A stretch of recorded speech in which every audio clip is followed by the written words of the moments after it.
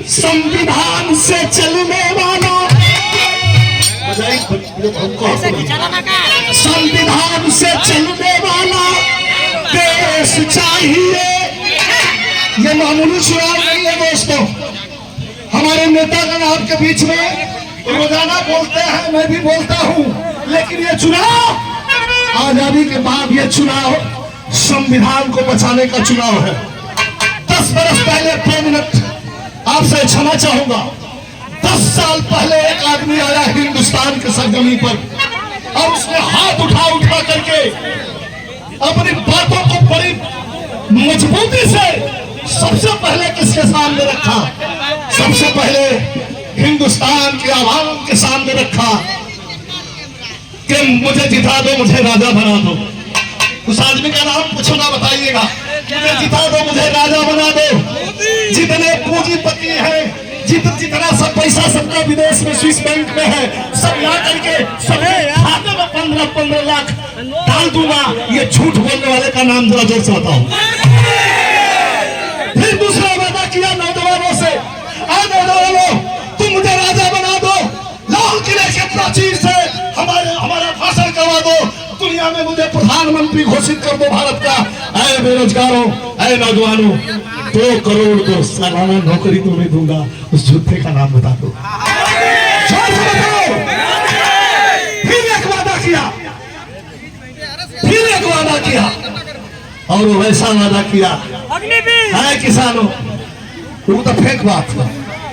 ये 3 वादा विशेष है। हाँ, ये फेक बात है। एक वादा कि किसानों को हमारी आय दुगनी कर देंगे।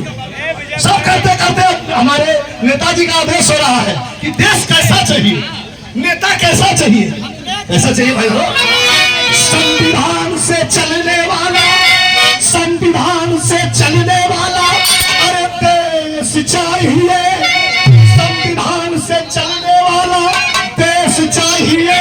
अरे मांग रहा है भारत, अरे मांग रहा है भारत, मुझे अखिलेश चाहिए।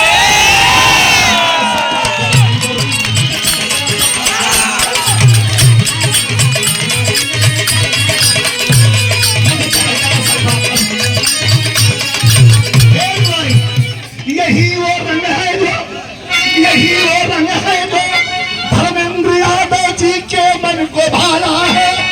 यही वो रंग है जो धर्मेंद्र यादव जी को मन को भाया है। और दिल्ली के पार्लियामेंट में ये कोई नई बात नहीं है, सीखने नहीं आए।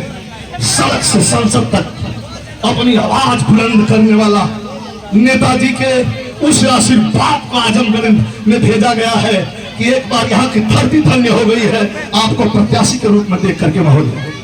इसलिए कहूंगा क्या, यही वो रंग है जो धर्मेंद्र जी के मन को भाया है। याद करिएगा पहला कार्यकाल दिल्ली के पार्लियामेंट में खबर रंग जमाया है तो मुझे चढ़ गया सब बात कर।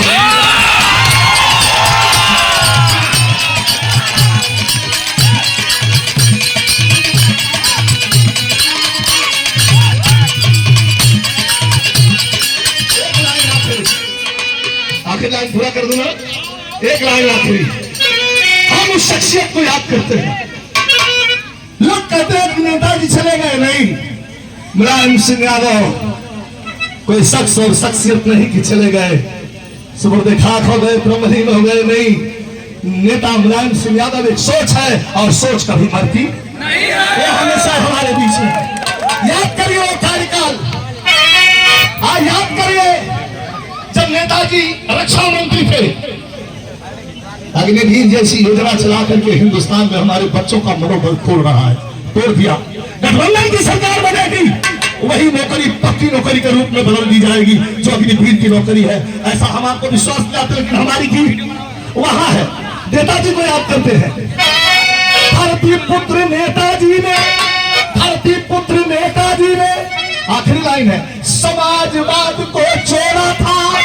याद आता है जब पार्टी की स्थापना महोदय सन 1992 में हुई, मैं हाई स्कूल की परीक्षा दे रहा था। मैं गया था इटावा में, चाणक्य होटल में रुका हुआ था और नेताजी ने मुझे बुलाया था। मैं गा रहा था गाना, सेवा प्रार्थी की कर रहा हूं, लेकिन देखा है नजदीक से आज बड़ी बड़ी बात करते हैं, मैं देश झुकने नहीं दूंगा, झुका भी दिया।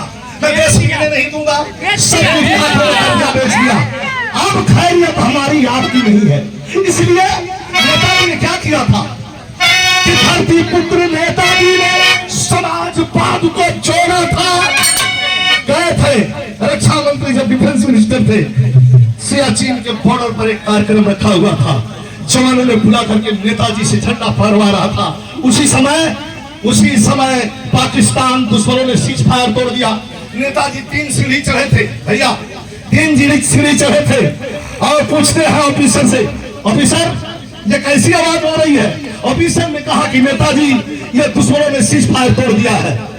इतना सुनते सुनते नेताजी 2 कदम पीछे हट गए और डांट करके कहते हैं कि देश के इज्जत का सवाल है, हमारा सम्मान बाद में करना, पहले दुश्मनों का जवाब दो। इस लाइन पर मैंने लिखा है क्या कि धरती पुत्र नेताजी ने समाजवाद को जोड़ा था। वीर रस के लाइन, आजमगढ़ वीर रस देखो हमारे रंग देखिया तो अब ना जब आई तो खुदा हमारी बॉडी बता दे वीर रस।